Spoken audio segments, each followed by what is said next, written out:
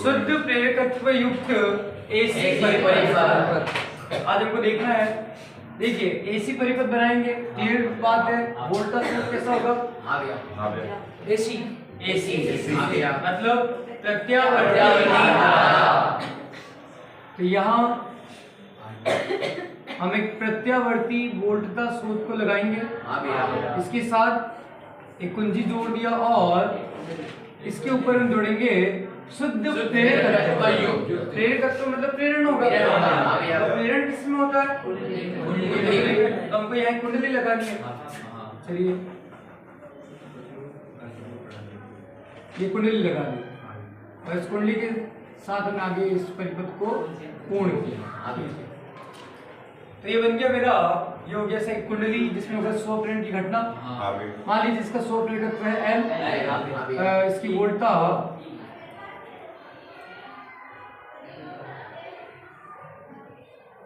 इसकी वोल्टता मान लेते E और कुंजिकीय हो गया, ठीक है। बाकी धारा वगैरह वगैरह जैसे वह बहने दो, प्रत्यावर्ती धारा है। चलिए तो हम जानते हैं इस प्रत्यावर्ती वोल्टता स्रोत की वोल्टता कितनी होगी? V बराबर अच्छा V बराबर Vm sin ओमेगा t। सही है, इसको Vm sin ओमेगा t। चलो E बराबर E बराबर Vm sin ओमेगा t।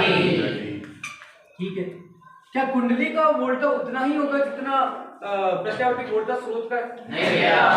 तो कुंडली में वोल्टा कितनी आएगी?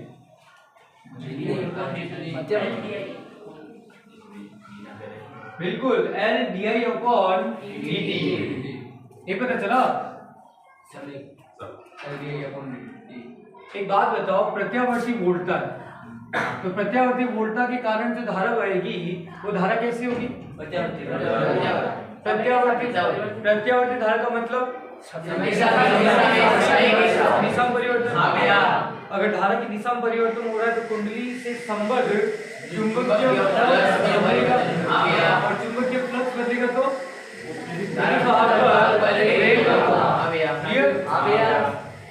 अगर विद्युत वाहक बल प्रेरित हुआ तो वो उसके अंदर एक धारा बहेगी। धारा को हम कहेंगे प्रेरित धारा। क्या यहाँ तो कोई डाउट? हम जानते हैं कुंडली के सिरों के मध्य जो विद्युत वाहक बल प्रेरित होगा E बराबर, उसको मैं लिख सकता हूँ -L di/dt। अब यहाँ पर माइनस क्यों आया? क्योंकि जो प्रेरित धारा है वो बाह्य धारा के विपरीत का विरोध करेगी, विपरीत दिशा में। क्या कोई डाउट? तो यहाँ पर हमको दो वोल्टा देखने को मिली, एक तो वोल्टा स्रोत के सिरों पर और दूसरा कुंडली के सिरों पर। हम यहाँ लगाएंगे किरचॉफ का नियम। कि जब हमको अलग अलग वोल्टा प्राप्त हो किसी बंद लूप के अंदर तो हम जानते हैं सिग्मा V बराबर 0। किरचॉफ का दूसरा क्या कहता है? समस्त वोल्टाओं का योग कितना होता है? 0। एक ये वोल्टा है प्लस ये वोल्टा, इन दोनों का योग कितना होगा? 0। लिख देंगे Vm sin omega t minus L di/dt बराबर 0। अब माइनस का L di अपॉन dt सामने प्लस बन जाएगा L di/dt बराबर Vm sin ओमेगा t। प्रश्न अगर हम हमारे ये प्रश्न हम कर क्या रहे? हम कर रहे हैं धारा का मान ज्ञात करना। आखिर धारा कितनी? हमने कल शुद्ध प्रतिरोध में क्या लिखा था? V बराबर Vm sin ओमेगा t और धारा कितनी थी? I बराबर Im sin ओमेगा t। हमको धारा का डायरेक्ट मान पता चला। यहाँ पर वोल्टा में दो मान आ रहे हैं, तो ये V बराबर Vm sin ओमेगा t। ये जो परिवर्तित होगा उस परिवर्तन के कारण इसमें विद्युत वाहक बल प्रेरित होगा, लेकिन मुख्य वोल्टा स्रोत तो यही है। तो इस परिवर्तन में धारा कितनी बह रही है? और किरचॉफ का दूसरा नियम अगर हम लगा भी ले तो ये हमको मिलते समझ वोल्टा वही उसी तरह, तो उसकी सहायता से हम धारा का मान ज्ञात करेंगे। तो देखिए ये di/dt बराबर बन जाएगा Vm sin ओमेगा t।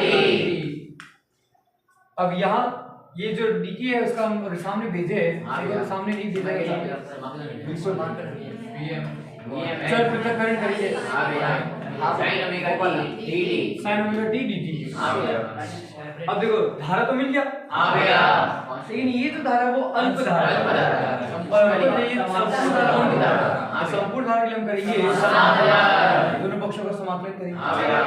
अब यहाँ i का समाकलन हो जाएगा i के ठीक है या थोड़ा स्मॉल i लिख देता हूँ। क्या हुआ vm vm वोल्टा का सिग्मा वो कांस्टेंट है।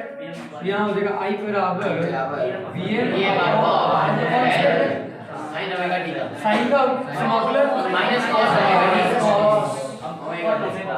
माइनस cos ओमेगा t बट्टा ओमेगा t का ओमेगा। किसी को डाउट नहीं भैया प्लस c नहीं लगाएंगे ऊपरी सीमा लगा दी थी नहीं लगाई तो यहाँ से बन गया देखो तो ये vm upon l जो वो तो कांस्टेंट और एक सेकंड i बराबर vm बट्टा ओमेगा l और माइनस cos ओमेगा t लेकिन इसको मैं cos ओमेगा t ना लिखकर देखो हम जानते हैं sin 90 माइनस थीटा तो sin माइनस तो sin 90 की जगह मैं लिख सकता हूं माइनस थीटा क्या है ओमेगा t। क्या किसी को डाउट अभी काम कीजिए साइन को अगर मैं अंदर भेज दूं तो i बराबर बन जाएगा ओमेगा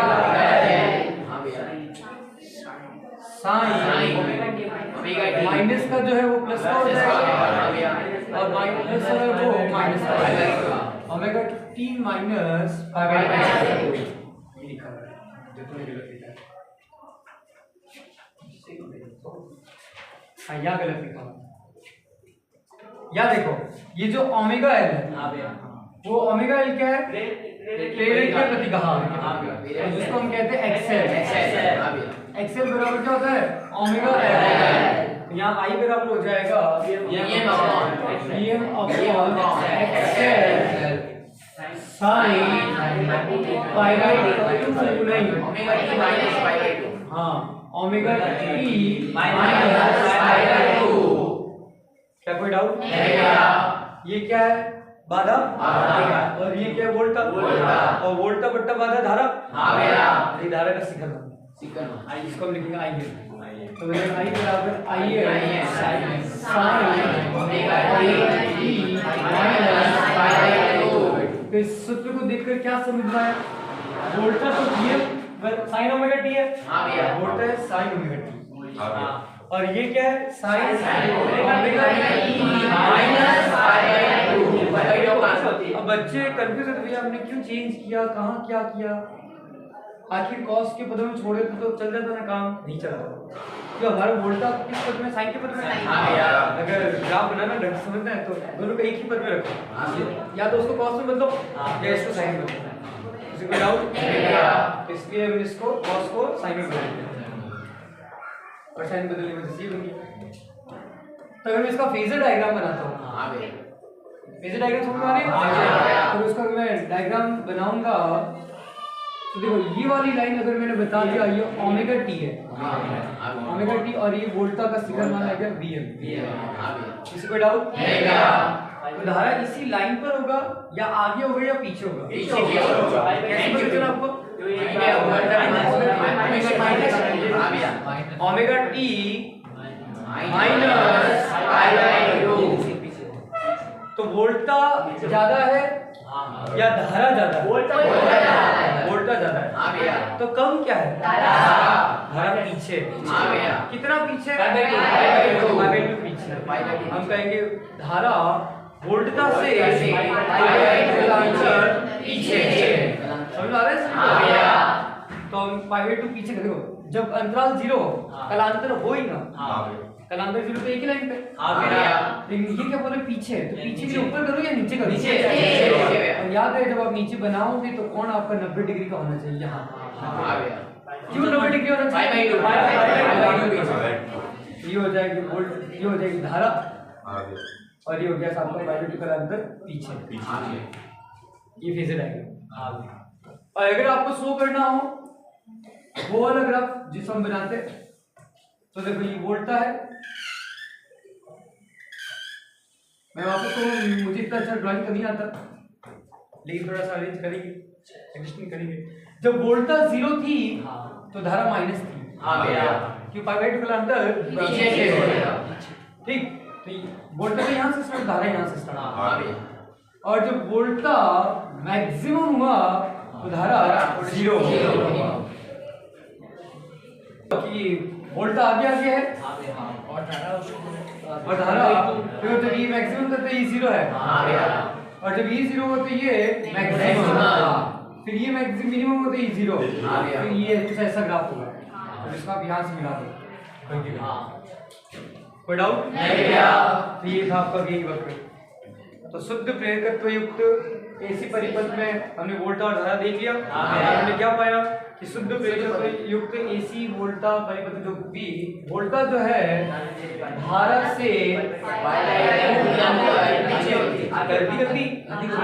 मैंने क्या बोला, वोल्टा धारा से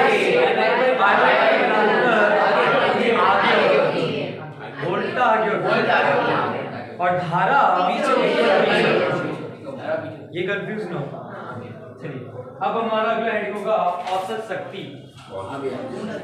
इसमें कितनी शक्ति है ये सब नहीं निकाले हमको क्या निकालना है, एक पूर्ण चक्र में जब ये पूरा एक चक्कर होगा ना तो उसमें कितनी शक्ति होगी, औसत शक्ति। तो भाई हम जानते P बराबर आई स्क्वायर आर तो है, यहाँ पर क्या आर है, क्यों आर नहीं है, प्रतिरोध है ही नहीं।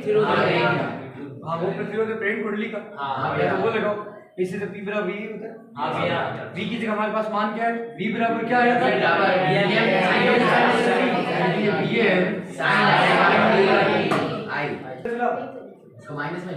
देखो V बराबर हो जाएगा ये वाला स्टेप था, इससे पहले यहाँ स्टेप था, यहाँ एक फॉर्मूला बना था कॉस वाला, उसमें मैंने माइनस अंदर भेजा था, तो वो मैं अंदर ना भेज कर डायरेक्ट लिखूंगा I बराबर माइनस इससे हुआ क्या, काम आसान हो जाएगा। बेटा वो साइन सीधी वाला फॉर्मूला भारी P बराबर dm sin और I का मान क्या माइनस, ये लो माइनस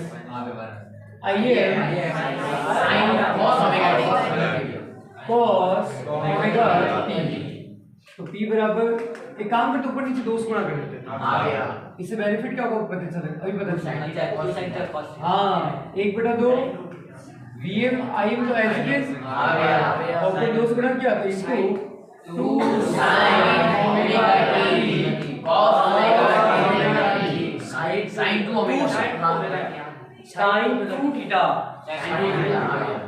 ओमेगा t का फॉर्मूला sin 2 थीटा का फॉर्मूला क्या होता है, 2 sin theta 2 sin theta cos theta. तो इसकी जगह क्या रहेगा, थीटा की जगह क्या रहेगा ओमेगा t, तो क्या बन जाएगा P बराबर sin -1/2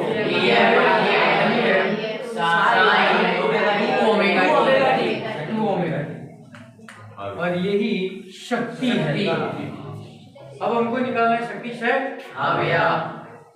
तो राशि को एक बटा राशि की संख्या, तो दोनों पक्षों में कर देंगे समाकलन। क्या कोई डाउट?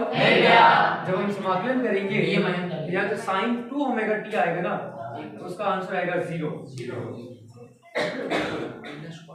मतलब जब हम इसका औसत निकालेंगे तो इसका जो औसत मान होगा ना तो इसका मान आएगा 0। अब भैया कैसे 0 है, करो तो पता चले। कल किया था आपने?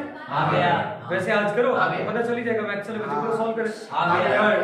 याद रखने के लिए इनडायरेक्टली को तो रटने के लिए, रटना तो नहीं है लेकिन फिर भी अगर थोड़ा फटाफट करना हो, टाइम कम हो, एक तो वो पूरा तरीका पूरे इसको सॉल्व करो, राशि को एक बटा राशि संख्या करो, या दूसरा यहाँ क्या क्या है साइन और कॉस, केवल याद रखने के लिए बता रहा हूँ, लंबा नहीं। मेन कंसेप्ट तो अपना पूरा सॉल्व करना है। तो साइन और कॉस आ रहा है, तो साइन का मैक्सिमम मान कितना होता है 1 और कॉस का मैक्सिमम मान 1, साइन का मिनिमम मान 0, कॉस का मिनिमम मान -1 तो देखो -1 + 1 बटा 2 करो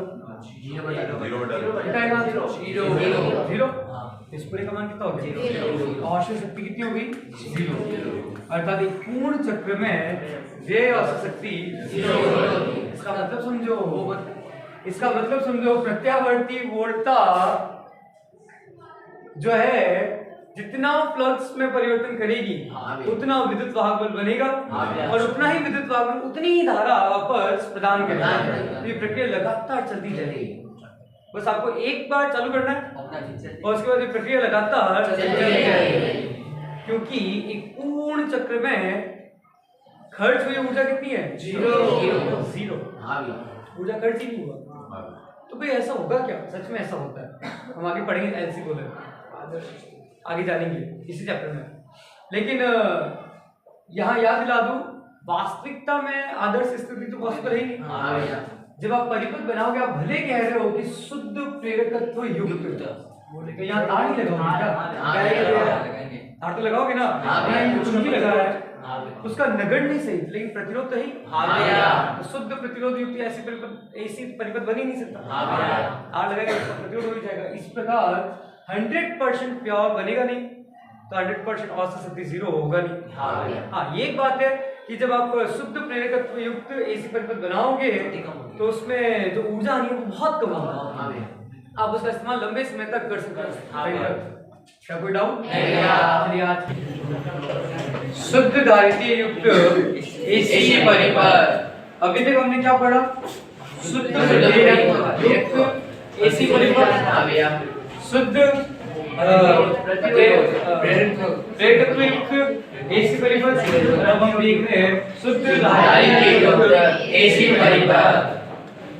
मतलब हमको ऐसा परिपथ बनाना है जिसमें एक प्रत्यावर्ती वोल्ट का स्रोत हो, जिसके साथ एक कुंजी जुड़ा हो और इसके साथ केवल एक कैपेसिटर जुड़ा हो। संधारित्र धारिता किसकी होती है? संधारित्र की होती है। क्लियर? तो शुद्ध धारितीय युक्त एसी परिपथ बनकर रेडी हो गया। अब इसमें हमें क्या निकालना होगा? वोल्टता और धारा, उनकी गणना करनी है और उसकी वैल्यू को कंपेयर करना, बताना है कि वोल्टता ज्यादा है कि धारा ज्यादा है, कौन आगे कौन पीछे की दोनों बराबर है, डायग्राम बनाना होगा। और उसके बाद हमको क्या निकालना है? शक्ति। अभी तक हमने जो दो प्रैक्टिकल किए उन दोनों दोनों प्रैक्टिकल कह रहा हूँ, दोनों टॉपिक जो पढ़े लास्ट उन दोनों टॉपिक के अंदर हमने यही पढ़ा। पहला तो प्रतिरोध जो वोल्ट का कितना, धारा कितना, फिर उसका औसत शक्ति, और तीसरा हम जो पढ़ रहे हैं शुद्ध धारितीय युक्त एसी परिपथ। अब इसमें हमको वापस वोल्टता, धारा और व्यय औसत शक्ति निकालना है। सबसे पहले तो यहाँ पर प्रत्यावर्ती वोल्ट का स्रोत जुड़ा हुआ है, इसकी वोल्ट को हम V करेंगे, इसका धारिता C हो जाएगा, तो प्रत्यावर्ती वोल्ट का स्रोत का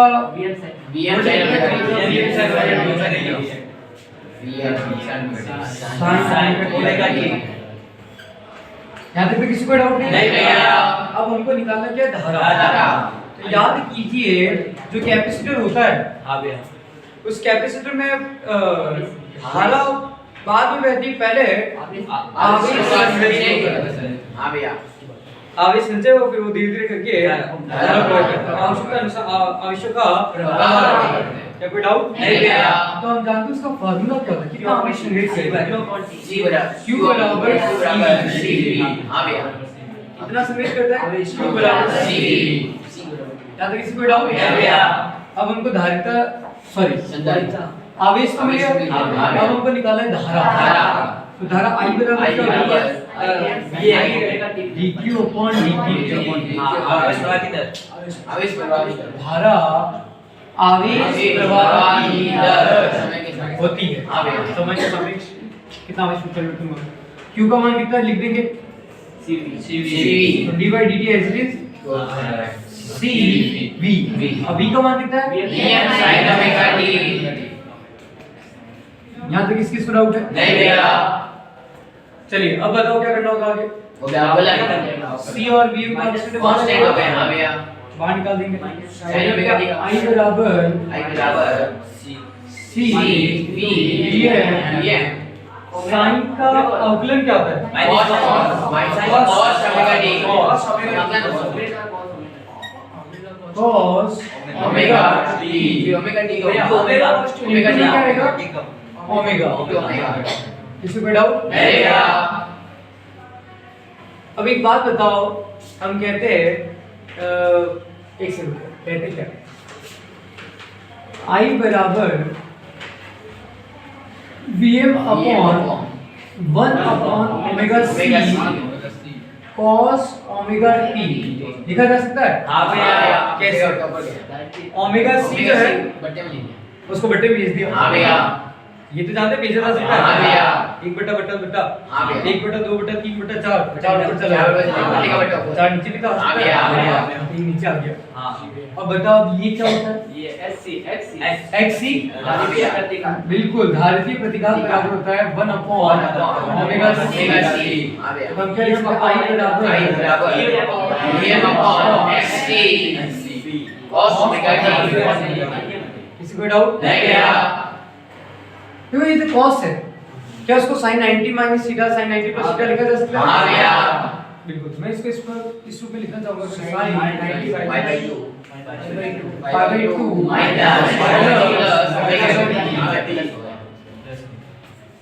तो देखो ये क्या हो जाएगा Vm upon XC Im I बराबर Im sin omega t plus pi by 2 तो ये हो गया आपका धारा का फॉर्मूला हां भैया और ये वोल्टा वोल्टा का का अब इन दोनों फॉर्मूलों को देखकर क्या समझ में आ रहा है इससे भी pi by 2 धारा वोल्टा से pi by 2 आगे हां भैया आगे कैसे हां होगा? भैया प्लस pi by 2 प्लस पर हां भैया अगर फेजर डायग्राम बनाया जाए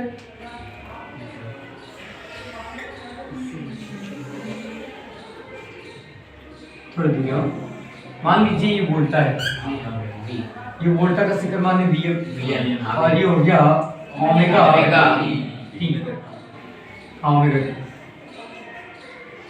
कोई डाउट नहीं भैया तो धारा आपके पास नीचे रखेंगे या ऊपर रखेंगे ऊपर और वो भी 90 डिग्री हां हाँ भैया अब बच्चे करते क्या ये मिस्टेक कर देते हैं ये बराबर अब ये मिस्टेक कभी ना करें कारण देखो वोल्टा से धारा आगे जरूर हो सकती है लेकिन ज्यादा नहीं हो सकती क्योंकि हमने फॉर्मूला क्या देखा Vm upon XC हां भैया वोल्टता के भाग भाग बड़े करने पर धारा हां भैया ये है ना हाँ इसलिए भैया। धारा थोड़ा कम ही रहेगा ये बन जाएगा Im मैक्सिमम हाँ भैया। और इन दोनों के बीच में कलांतर कितने का है 90 डिग्री ये फेजर है किस किस को भारी लगा नहीं भैया अगला चलते हैं तो ये तो हो गया हमारा शुद्ध तारीख शुद्ध डायग्राम का वोल्टा और धारा का प्लॉट फेजर डायग्राम भी बन गया अगला हमारा क्या निकाला एक पूर्ण चक्र में एक पूर्ण चक्र वेव में औसत शक्ति हां भैया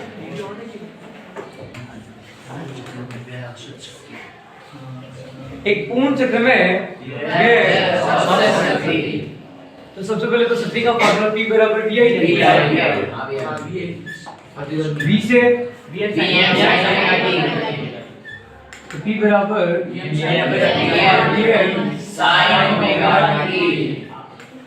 और I से कौन सा ओमेगा t लिख दो ना नहीं समझ में आया ये तो क्या Im Im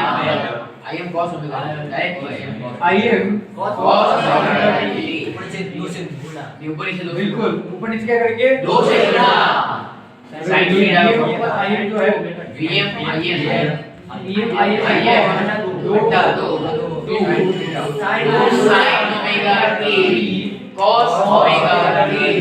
ये किसका फॉर्मूला हो गया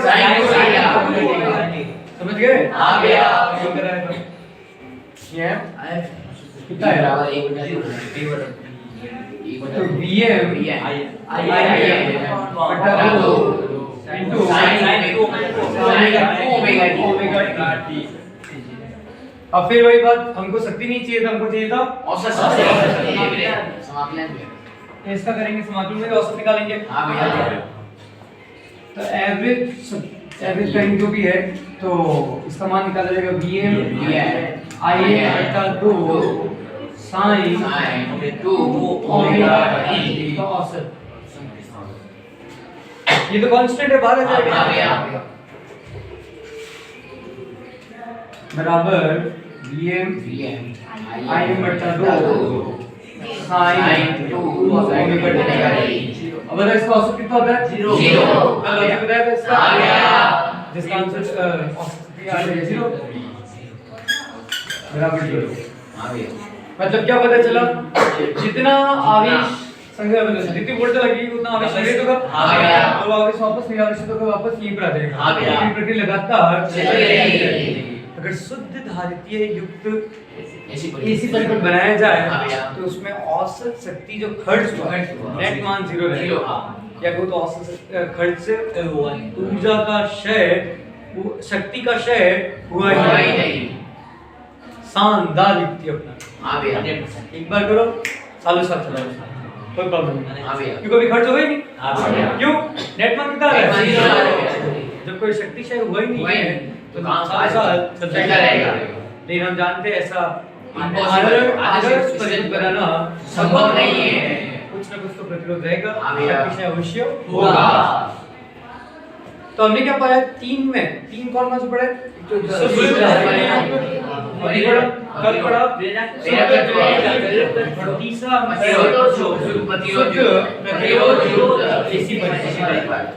अब इन तीनों का निचोड़ का निकला।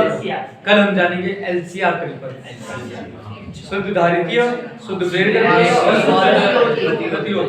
तीनों को जोड़ेंगे एक परिपथ बनाएंगे और उसको हम कहेंगे LCR परिपथ। इजी है।